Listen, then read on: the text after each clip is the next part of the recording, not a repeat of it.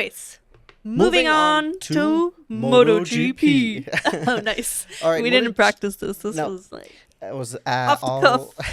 it's organic. So MotoGP was racing in Barcelona this weekend, a home race for many of the drivers or riders on the grid. Our Spaniards. Yes. As always, yes, you watched the sprint race. So tell me about it. Yes, I'll tell you about it. So going into this weekend, of course, we knew that depending on how Marc Marquez does, if he earns enough points, if he would earn 10 points more than his brother this weekend, that he would have a first, they called it match point, going into next race weekend. So he had potential to potentially win next race weekend. The Drivers' Championship. Riders' Championship. Jesus, yes. So big, I mean, we know that he's going to win at some point. It's just a matter of time when he's going to win it. But still, there are some expectations on what could potentially happen. Going into this weekend, however, Alex Marquez took pole. And there was already discussions about that his pace was really good this weekend. He ended up in first, starting the sprint race. Then Fabio Quartararo was second. Marc Marquez third. Big upset was Pecco Bagnaia. Mm-hmm. He ended up starting, I believe it was 17th or 18th. Mm-hmm. Sorry, I'm trying to pull up the full thing. No, I forgot. Did you get shot? It feels like it because he starts in 21st. Oh God, yeah. That's what I forgot. Jorge Martin started in 17th, but Pecco Bagnaia in 21st. So already big heartbreak. So sad about this. But going into the race, we had an excellent battle between Fabio Quartararo, Pedro Acosta, and Marc Marquez. And Alex, not bothered by them, he just drives away in the front or rides away in the front on the two wheels. So the first half of the sprint race, which was a 12 laps total, there was not too much action. It was action between the three that I just named. Alex was in the front pretty secure. He was riding out a lead. But then starting lap 8, things just started to go crazy. Lap 8, we had Frankie Morbidelli crashes into Jorge Martin. Big shock. I was so worried. I was like, oh my gosh, don't you dare hurt poor Jorge Martin again. I was to say, Morbidelli being a little crashy. I know, yeah. He's been taking out a lot of people. He has been. I mean, he's already gotten a bunch of penalty this year. He ended up getting a penalty also for this one. People were upset online that he didn't get a double long lap penalty just because he seems to be a little bit of a repeat offender. Yeah. The same thing with Fermin Aldeguer, because he ended up crashing into Bez. There was a big shock because, of course, Jorge Martin, I was worried because it's Jorge Martin and he's just getting over injury. But then Bez, immediately, once he was still on the gravel, he turned around, he was holding his arm. And I was like, oh my gosh, is he going to be out? Because he's been having such an excellent couple of races. I mean, he's been really meshing well with the Aprilia.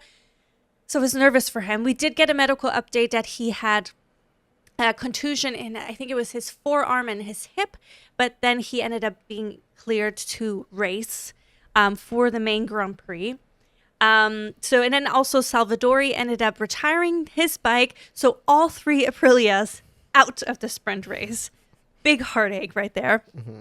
Then we had some really great battling happening between the KTMs, between Brett Binder, Enea Bastianini, Pedro Acosta.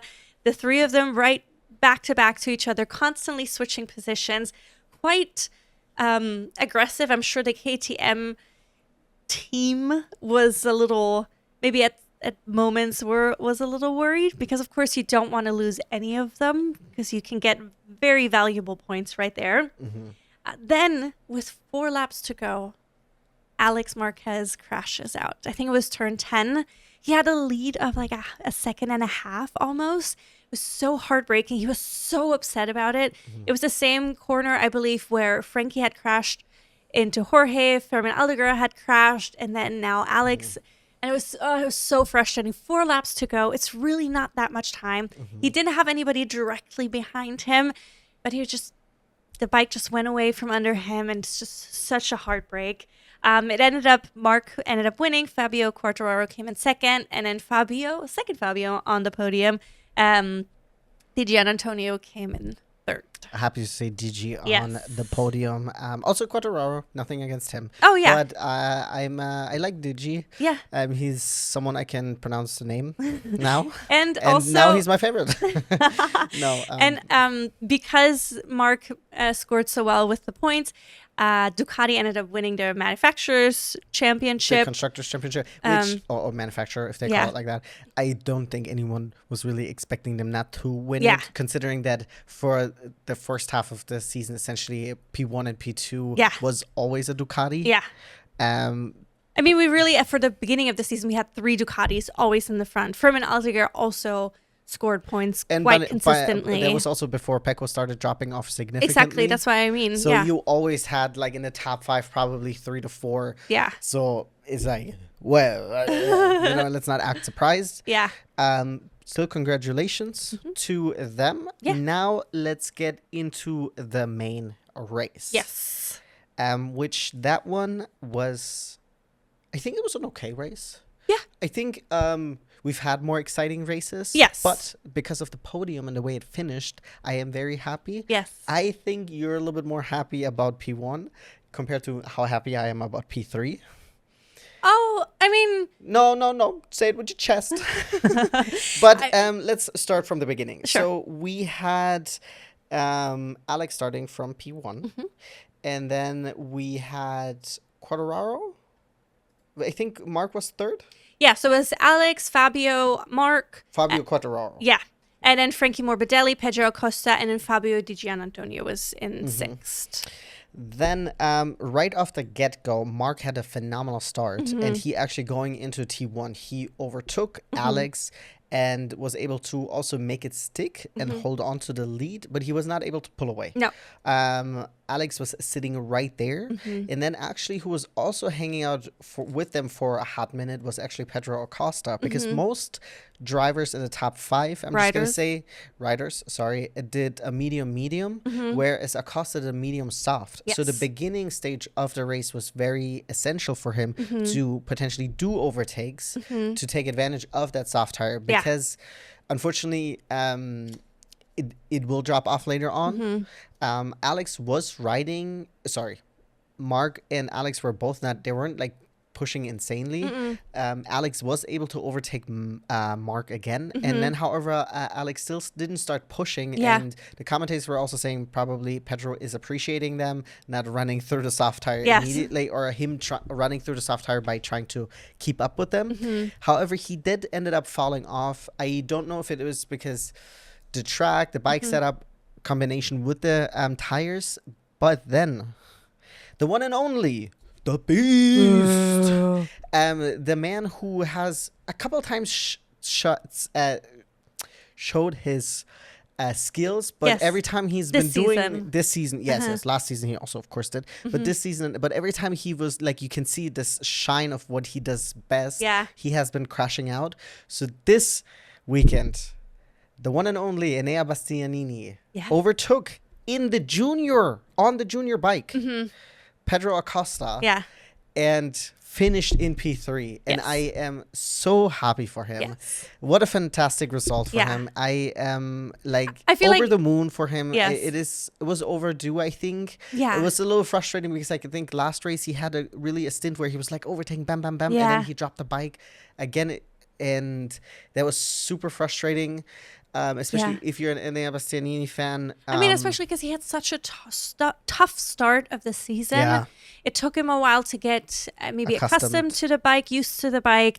And then he had some really great moments. He also had some not so great moments. He was on the sprint podium already, which was like a little glimpse of the light. Because we know he's good. No, of course. And he's also excellent with his tires. So once he had passed Pedro, and we knew that Pedro has the soft rear tire, I was like, okay, I'm not really worried for Enea. It's a question of maybe will he attack Mark and Alex. He had said in a post-race interview that he had thought about it, but he was like, no, he can't push it like that. And I think it's rather safe than sorry, because he was also not, his third place was really not threatened. No. He was not threatening to the front. Yeah. And he was not threatened. Yes. And the great thing is also he ended up on the podium for KTM at Tech 3 in front of the future KTM Tech 3 CEO, none other than Günther Steiner. Günther Steiner. I'm excited to see him more frequently on a MotoGP grid. We've seen him a couple of times this year already. Yeah. And so now that it's official and there's a real good reason why he's there, I'm looking forward to it. It'll be interesting to see what he can do because obviously it's a switch from F1, but I wonder how truly different it is because in the end, the managing part of it, I'm assuming, is quite similar. Well, and he's done, I think he was rally before F1. Yeah, so he has experience. Yeah. And it's him leading the team and that the team will help him maybe with MotoGP, like specific things, you know? But yeah, so super excited for Enea. Mark ended up coming in second. He was not able to pass his brother.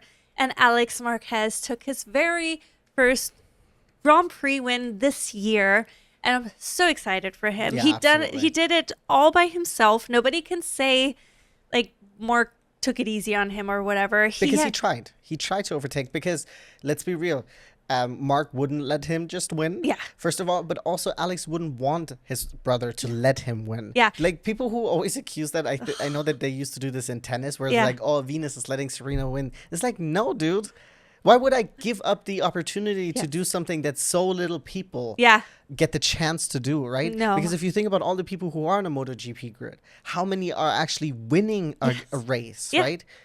Yeah, dude, no. But like seeing their celebrations at the end together, it's just so nice. And winning in Spain, fantastic. Of course, winning at home. Yeah. Again, top 1-2 with your brother. Yeah, which I think technically their home race is Aragon. Yeah, but I mean, it's still Spain. But it is still Spain, so it is extended home, right? Exactly. So excellent race. Super excited for him. So this means that Mark won't have his match point next race. He might have it most likely after in Suzuka. So he will have to wait until the end of the month to potentially win his 7th MotoGP championship. Yes. Woe is Mark. I know, woe is him. But I did want to point out a big shout out also to Ayogura. Yes. The rookie, previous Moto2 champ. He ended up coming in 6th. He did have an excellent qualifying. Sprint race, he ended up falling back a bit. So seeing him now in the main race, ended up coming in 6th. He's on a Trackhouse team. Oh yeah, he's on the Trackhouse. Yeah. So very excited that he did well. And then say it with your chest. Right behind him, the man. He started in the back. He ended up driving all the way through the grid, coming in 7th. Riding none other than Pecco Bagnaia. Yes. So happy for him. Isn't it wild how the perspective has changed? Like, you finished P7 and we're so happy for you. I mean, to be fair, it's also considering where you started. Yes. And also how your sprint race went yesterday. Exactly. So that you were able to make it through the grid. Granted, we did have 1, 2, 3, 4, 5, 6, 7 people out of the race that didn't finish it. But again, that is racing. Yeah. He still had to drive past many of the riders that finished the race. I'm just and so you also happy don't for know him. if someone might have crashed out or someone after he has already passed him, right? Yeah. So we don't know this right now on top of our heads. No, of course. But I'm just saying. Yeah. But very happy for him. Also very happy for Raul Fernandez. He ended up coming in 11th, which is an excellent result for both Trackhouse riders. So we have Trackhouse in 6th and 11th, both of them getting points, which is a huge result for the team. So very excited for that. And Fermin Aldegar was able to get one more point in. So he finished good for 15th? him. He ended up finishing 15th because he also had the long lap penalty from the sprint race. That sucks ass. I will say it was a tough weekend for Team VR46. Double DNF. I think first DG was out, and then towards the end of the race, also Morbidelli crashed out. Yes. Really frustrating for him. However, good news for him this weekend. Right before the race weekend, his contract was renewed. For Frankie. For Frankie Morbidelli, he will be racing again for VR46 next year. Good for him. Yeah. I don't know when DG's contract is back. is up, but I think they're doing quite well. Yeah. I mean, especially when it's performing, it's really well, but they've been a little bit unfortunate. Or, Well, I mean, Morbidelli is a little bit crashy. Last sprint race, they were both on the podium. At last race weekend. This race weekend, Fabio was on the podium. But then both Grand Prix races, they both had not so good of a weekend. Well, DG had that really scary crash where he slid across the track. Was that him? Or no, was that was Enea? Enea. Okay. Enea slid across the track. Oh yeah. That was the very scary. Orange and blue, not yellow. Yes. Okay. But yeah, so it was a decent race. I mean, it was mostly exciting at the end because I was on the edge, hoping that Alex will not fall off the bike again, that he will take his win, and of course the celebrations were just out of the world. I think honestly, maybe he needed to fall off the bike during the sprint race for him to not make the same mistake in the main race. Maybe. You know? I mean, it worked out for him, so I'm just happy that he... And I'm sure he will also take the main W. Yeah. Or the main race P1 over the sprint race P1 because it means more. Let's be real. There's something a little bit extra special about it. Yeah. So this upcoming weekend, they will be back. They'll be racing in San Marino. And then we have a weekend off before they head to Asia for that part of the season. Which will be awesome. Yes. Now